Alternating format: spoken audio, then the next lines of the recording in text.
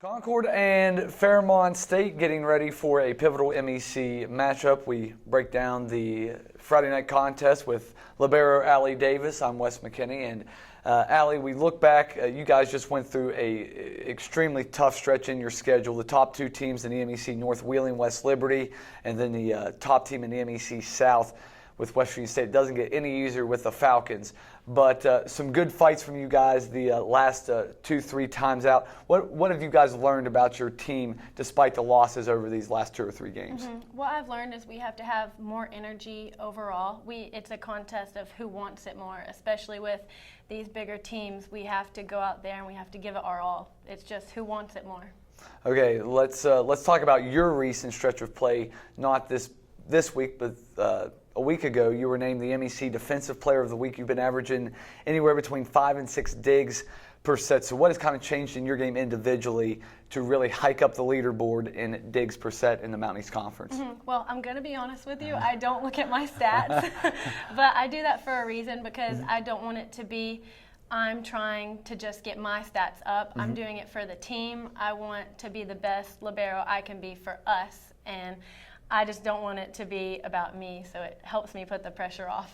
Okay, it's a unique position, I think, because you're just, you just kind of hang out in the back row, do your thing. So as soon as the ball goes up each time, what is kind of the libero's mindset each time the ball goes in the air?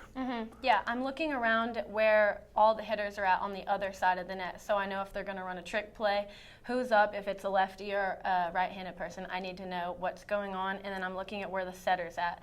Are they thinking they're going to dump it? What's going on? And I'm talking constantly because it helps me react quicker and my team to know what's going on. Okay, let's jump into this matchup against Fairmont State. As I mentioned, it's two teams that are just trying to find their way. Fairmont, I know, has been they've had a rough stretch as well. So what are the keys here in this matchup against the Fighting Falcons?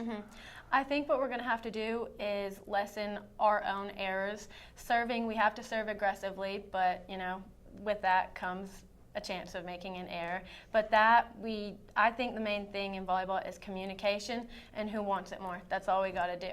Okay, now you're going to go up against one of the better setters, one of the better liberos in the conference, in Josie Skin. Josie is number 1 in the league in digs per set. You are number 2. I know you said you don't look at your stats. Just wanted to let you know. But is this a case where probably whatever defense plays the best may be the team that wins?